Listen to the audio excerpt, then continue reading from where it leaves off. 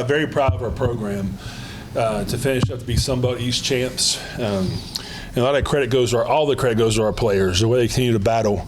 We came back here at 3-4 versus Old Dominion, and no one gave us a chance to win except us. And we have a video of that locker room, and I told them, if you stick together, you'll be champions. And we're sitting here as champions right now. No one believed in us, and we kept fighting, and that's the Mountaineer way. Again, I just want to say congrats to Coach Helton. I mean, it's a great football game. He's a great football coach. He's one of the great ones in the profession. Even though he's a rival school, I have so much respect for him and what he stands for and how he runs his program. But I couldn't be more proud of everyone involved in our athletic department, from the athletic director all the way down to the cooks, the janitors, because they make a difference in our lives. So we'll go next week to Troy versus a very good Troy team and go compete for a championship. David Ware, 24/7 Sports. Shawn, the significance of making your second Sun Belt Conference championship game in the past 4 seasons and the 4th one for App State in 6 possible appearances.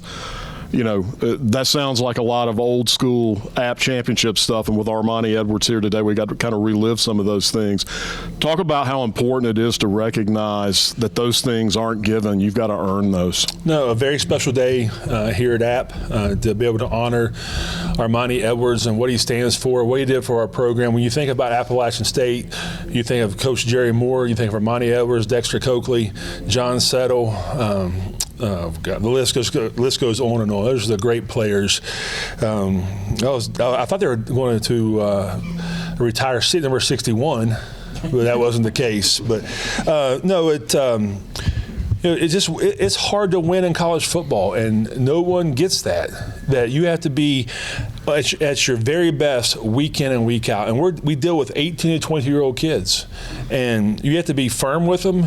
You have to tell them the truth. You have to love on them.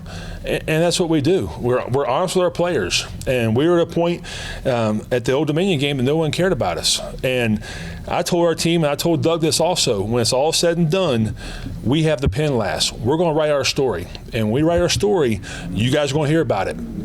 Because it wasn't 3-4 was not good enough. And I understand that being an alum from here. But I want the same stuff written as we're somebody's champs. And that's what's got to be done. Talking about the difficulty of winning in this league, winning a conference championship, even playing for one.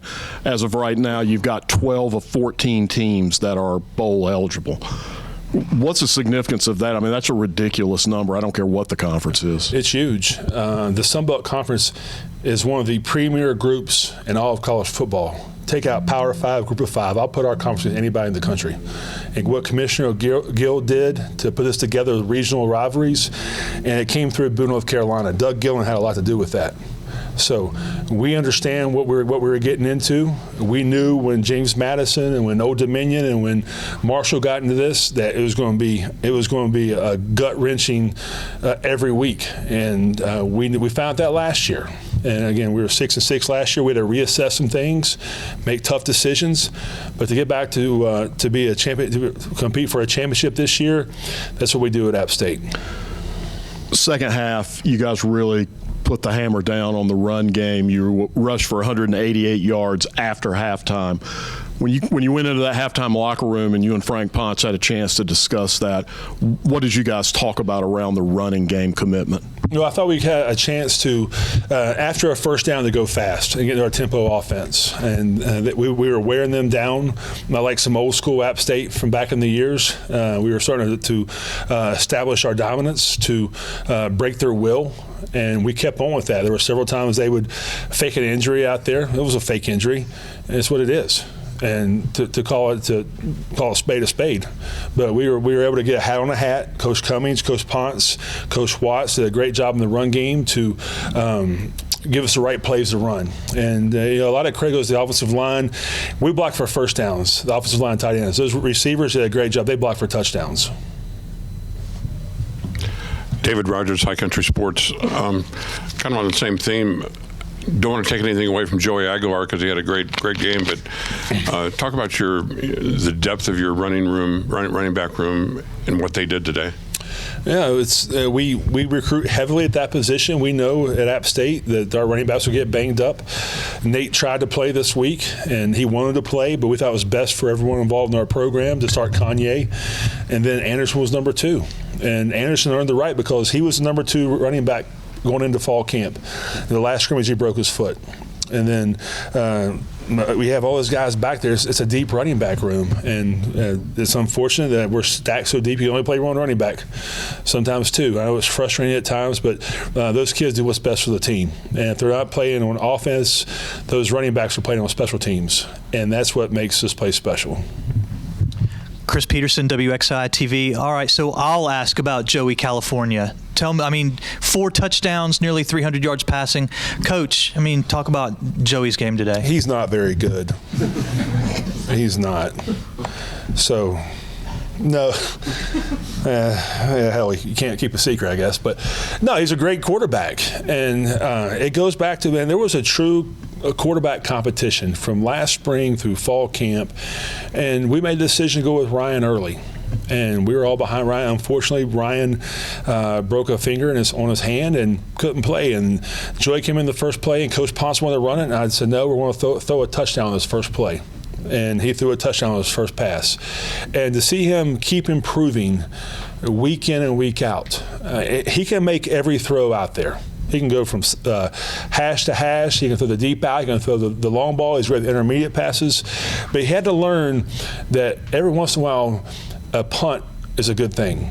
And today you saw it with his check downs. Check downs are first downs. And when people are taking away the long throws and intermediate routes, check it down to your back, get a first down, and live into their life. I think Joey would be the first one to tell you he has great weapons around him. And he has a great offensive line. And just to see how he's matured the last 12 weeks. He's played 12 games of college football. And he's gotten better and better week in and week out. More importantly, he's become a better player. He's become a better leader. He's great for that locker room. He has great grades right now. His family loves it here. His mom and dad fly here every week to see him. And they're at people. And it's not about him, it's about the team. And to watch him grow, mature, and get to this stage is great. And we're going to ride him as long as we can.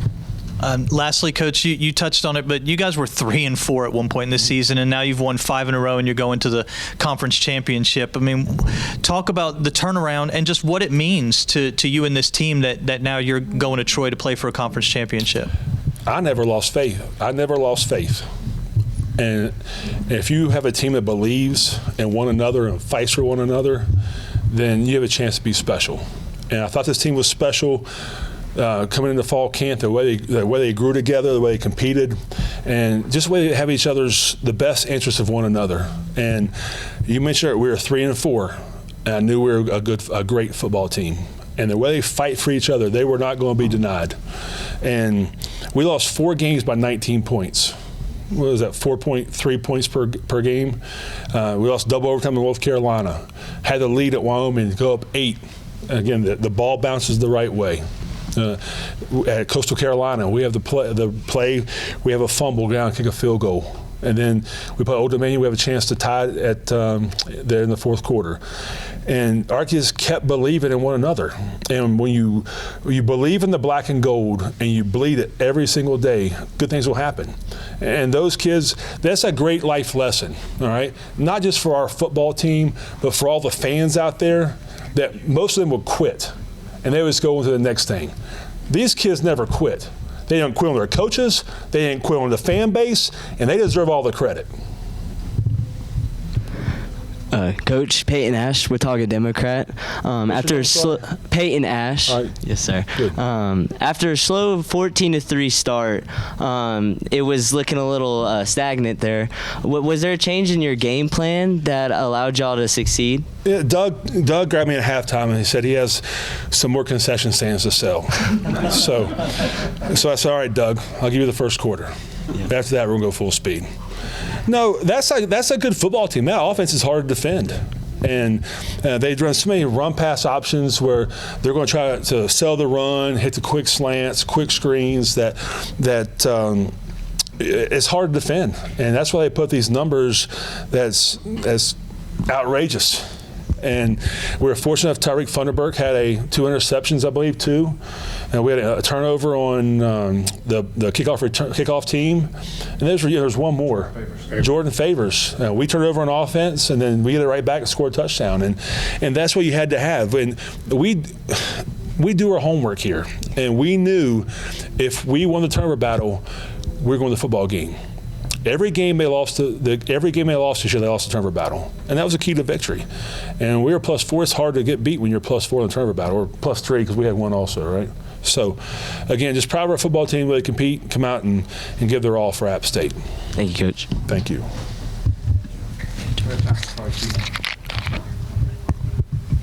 Just one from me, Coach. Patrick McCormick at the Watauga Democrat. You have spoken all season about your belief in this team, regardless of the record. How does it feel to be vindicated by this turnaround throughout the last month of the season? It's never about me, but just like I believe in my son right here. And when he does good, I'm the first person to hug him and love him. When he does bad, I'm the first person to hug and love him. And I've been very consistent with our football team. And that's what we do here. We're fair. We love our players. We don't play out of fear. We play for one another. And that's the key to a successful football program. And that will always be the way as long as I'm the head football coach here. David Colson.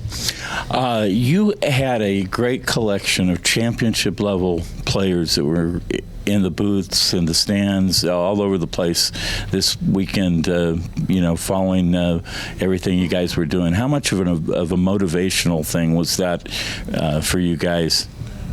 I'm not sure if it was motivational. Anytime you honor a legend in Armani, we want to win every single game, and that does give you some extra play, but it was never about the external factors. That they had a great dinner last night to honor the championship teams. We weren't there. We were busy with our own team, and time goes on. But for forever, 14 will be etched in history here at Appalachian State. So we're glad we won. It was Armani Edwards Day, but really today was about our football team, the 2023 App State football team. All right, thank you, Coach. Thank you. Keep digging.